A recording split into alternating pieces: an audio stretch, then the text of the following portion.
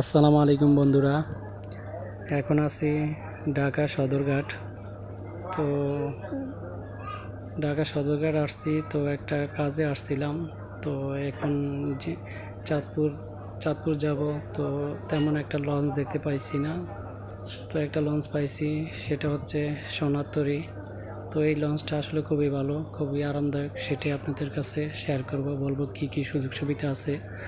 তো এখন আসছি ঢাকা সদরঘাট।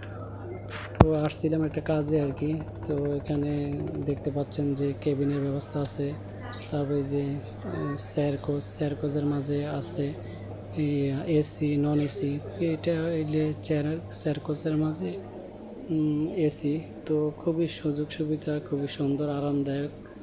তো এখানে ব্যাচেলারদের জন্য সুযোগ সুবিধা আছে। তারপরে ফ্যামিলিদের জন্য কেবিন আছে। খুবই মানে একটা লঞ্চে আপনি প্যাসেঞ্জার যাত্রী হইলে মনে হবে যে পুরা লঞ্চটাই আপনার আর কি।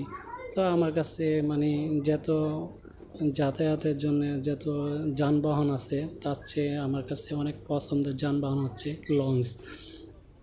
তো আমি ঢাকা যাতায়াত করলে হয়তো আমি বেসিক্যালি লঞ্চে আমার খুব পছন্দ। এই যে এখানে দেখতে পাচ্ছেন পরিবার সহকারে বসে আছে, এই যে নামাজ পড়তেছে, মাগরিবের নামাজ। তো খুবই সুযোগ সুবিধা আছে, মানুষ নামাজ পড়তে পারে, হাঁটা চলা করতে পারে। তাছাড়া জরুরত মানুষ সারতে পারে।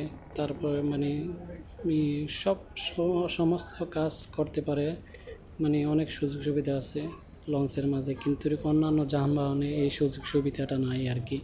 তো আসলে এই সোনারতরী লঞ্চটা চাঁদপুর থেকে ছাড়ে হইলে সকাল 6:30টায়। আর ঢাকা থেকে যে আজকে আমি রওনা দিতে আসছি চাঁদপুর উদ্দেশ্যে, তো এটা ঢাকার থেকে ছাড়ে হইলে 7:45। তো লঞ্চটা আসলে খুবই আরামদায়ক, খুবই স্বল্প সময়ে যাতায়াত করে আর কি। তো এই সোনারতরী চাঁদপুর। তো